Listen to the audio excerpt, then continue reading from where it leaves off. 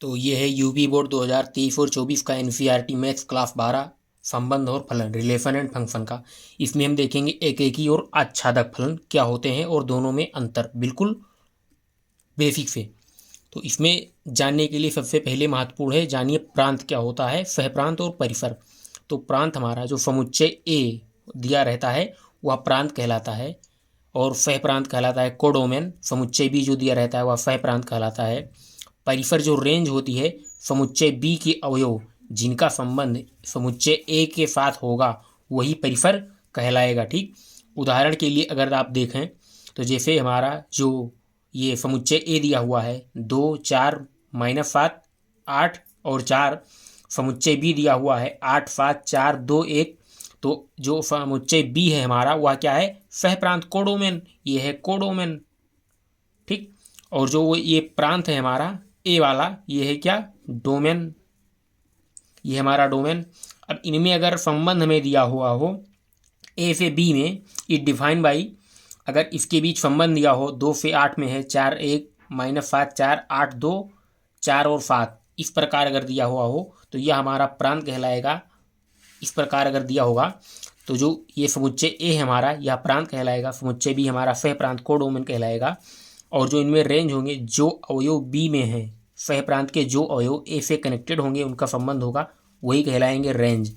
तो इनमें अगर हम देखें तो हमें यहाँ संबंध क्या दिया हुआ है 2 का 8 के साथ, तो हम यहाँ मिलाएंगे 2 को 8 से। 4 का दिया हुआ है 1 के साथ, तो 4 को 1 से मिलाएंगे। और अगर यहाँ देखें -7 का दिया हुआ है 4 के साथ, -7 का दिया हुआ है 4 के साथ, और 8 का दिया हुआ है 2 के साथ, इस 8 का दिया हुआ है 2 के साथ, और 4 का दिया है 7 के साथ, ये हमारा बनेगा संबंध। इनमें इन दोनों में ये हुआ हमारा संबंध बन गया। ठीक, तो और ये हो गया फलन हमारा।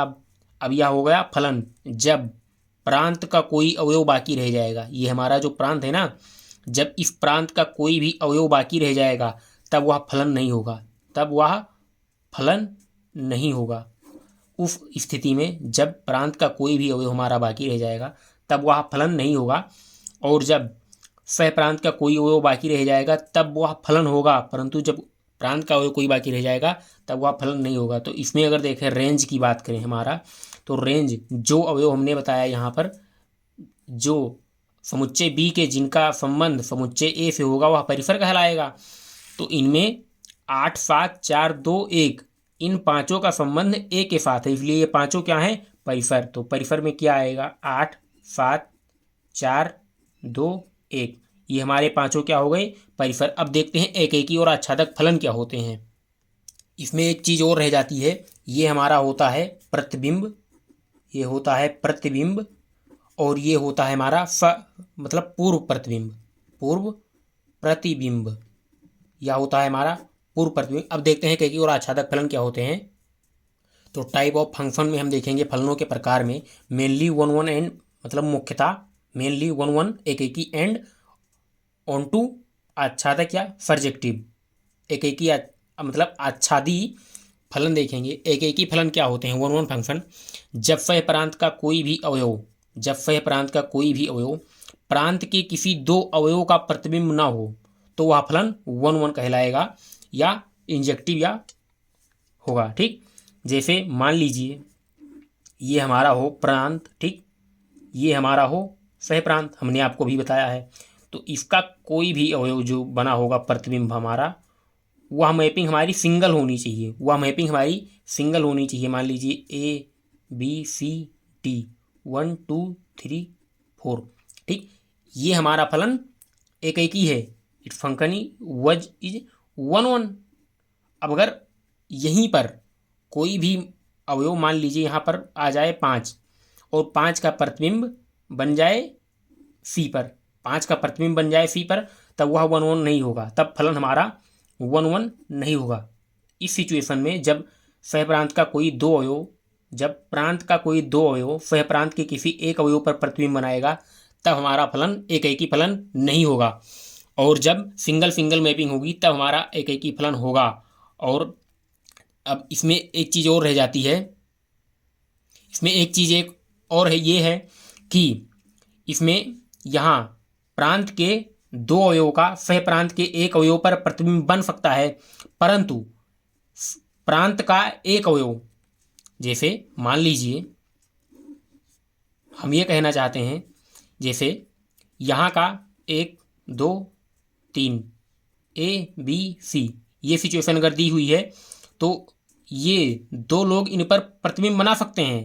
प्रांत का दो अवयव सह प्रांत के एक अवयव पर प्रतिबिंब बना सकता है, परंतु सह प्रांत के दो अवयव एक पर प्रतिबिंब नहीं बना सकते।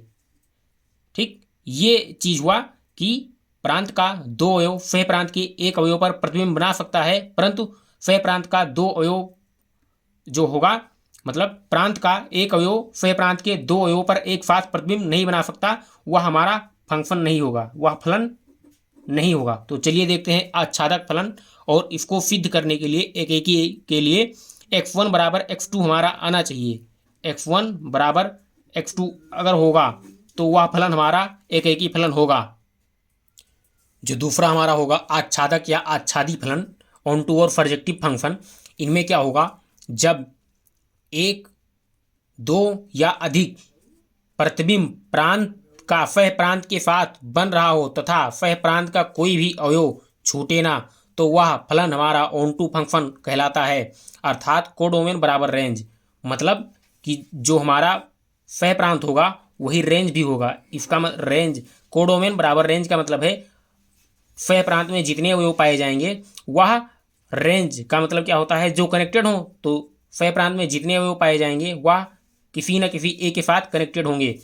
जैसे मान लीजिए हमारा ये फलन दिया हो, ठीक, 1 2 3 PQR। अब इनमें मान लीजिए ये सिचुएशन दी हुई हो, तो यहाँ अगर हम रेंज निकालें, रेंज हमारा क्या होगा, PQR ये हमारे होंगे रेंज। अब अगर इनमें हम बात करें आच्छादक है कि नहीं, तो हमने क्या बताया, डोमेन बराबर रेंज होना चाहिए। तो हमारा डोमेन क्या है, PQR बराबर है PQR के, तो इसलिए यहाँ पर डोमेन बराबर रेंज, इसलिए यह फलन आच्छादक होगा। देखिए सह प्रांत का कोई भी अवयव, यह है सह प्रांत का कोई भी अवयव छूट नहीं रहा है, इसलिए यह हमारा आच्छादक फलन होगा। इसलिए यह आच्छादक फलन होगा। और आच्छादक फलन को सिद्ध करने के लिए, सवाल लगाने के लिए क्या होना चाहिए, fx बराबर fy, ये सिचुएशन हमें मिलनी चाहिए। और इसमें इसको सिद्ध करने के लिए एक और तरीका है, हम जब y का मान डालें, जब हम सवाल में, क्वेश्चन में y का मान डालेंगे, तो हमें सभी y के मान के लिए अगर x मिल रहा है, हम अगर y का मान कोई भी डालें, अगर हमें x का मान मिल जाता है, उफ जो हमें फलन f a से b दिया होगा, fx के रूप में, फलन के रूप में बराबर x² या कुछ के रूप में, अगर इसमें जो ये बता रहा है a से b में बिलोंग करता होगा, और ये y का मान डालने पर अगर x का मान मिल जा रहा है, तो वह हमारा फलन आच्छादक फलन होगा, और अथवा आच्छादक फलन उसके बाद में नहीं होगा।